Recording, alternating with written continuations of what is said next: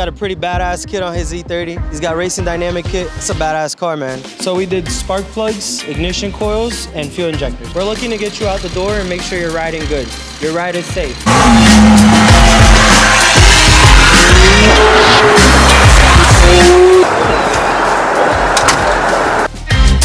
Basic things everybody needs. Spark plugs, ignition coils, and fuel injectors. On these cars, all those items are serviceable items. When it comes to a time, they have a lifespan, they're built that way. And this is just pretty much straight up maintenance. BMW's recommendation for spark plug replacement, it's nearly around 40 to 50,000 miles. That's the lifespan of a spark plug, you could say. Could you prolong it? Yes, you can. Is it correct? It's not, because you start to feel it on your engine, which is, you know, get worse fuel consumption and all sorts of items. The same thing with the ignition coils. Would I ever tell you that an ignition coil has a lifespan? Yes, because everything is predated to fail nowadays on anything you own and have. So we did spark plugs, ignition coils, and fuel injectors. So this right here is your spark plug. You see how worn it is, how used it is. It already has no life to it. And this is your ignition coil. All of this stuff is OEM, original quality equipment. So this is what you replaced? Yes, these are all the items I replaced. This is the fuel injector as well that got replaced. In reality, you're supposed to do these two together. This is how they work together in conjunction inside of the engine. This screws onto the engine and this connects onto the spark plug, which later on gets connected into the wiring harness in the computer. What's gonna happen is if you replace one at a time, you're gonna keep seeing me and Giorgio, and that's not what we're looking for. We're looking to get you out the door and make sure you're riding good. Your ride is safe, you know what I mean? Meanwhile, your fuel injector does have a longer lifespan. So fuel injector, you could say 80,000 miles to 100,000 miles, anywhere in that spectrum. Little details, you know, make a big difference.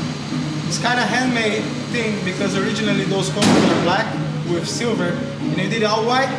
And I want to bring the silver back, but you know, it's kind of a little hard to do it. But you're gonna see, it's gonna come in nice. Man, bro, this guy's getting artistic out here.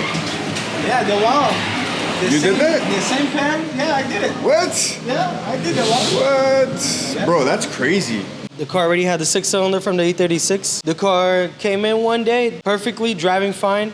The next day he calls us in disbelief because the car started misfiring like crazy. And we come to find out after we ran all the tests or whatnot that the car actually had one dead cylinder. So when we did the compression test, one of the cylinders were dead. It was actually something going on in the head, in the cylinder head. So we went ahead, pulled the engine out, and everything that we talked about with him prior to, which was shaving the bay, painting the bay, making everything nice and pretty. So we pulled the engine out, rebuilt the engine, and then did the whole entire bay as you guys see now.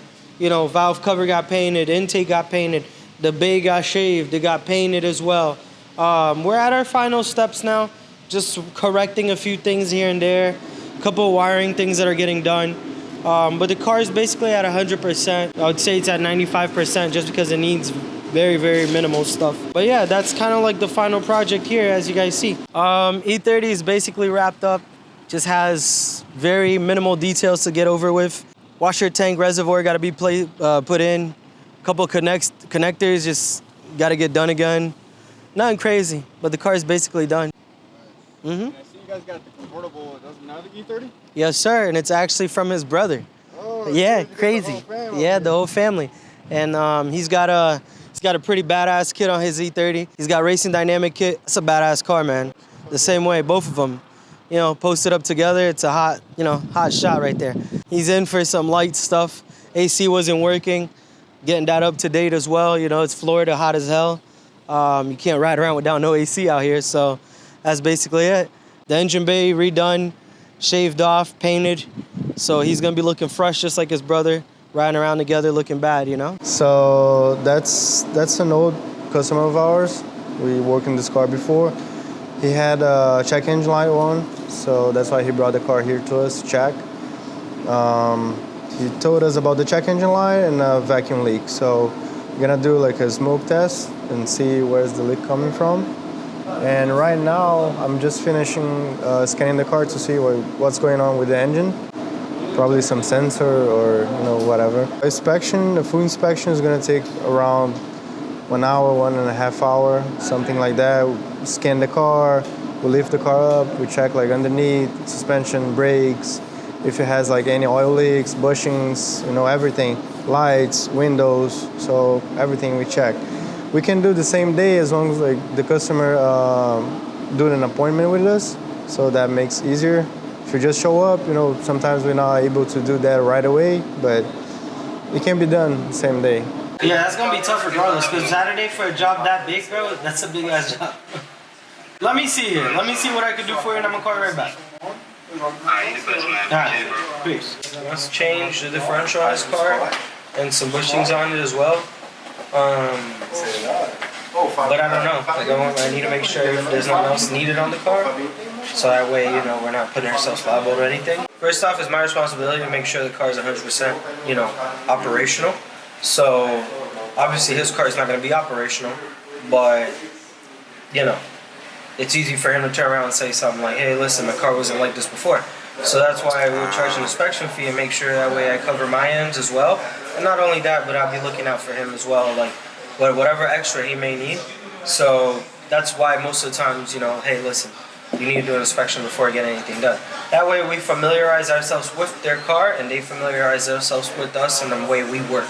So it's just an easier way and a better way for all the parties involved to make sure everybody's secure. But what I'm going to try to do is I'm trying to see if I can squeeze him in for Saturday, see if one of the boys want to work an extra day, and that's it, and get it done, you know what I mean? That way he can be satisfied, have his car for the weekend, and call it a day.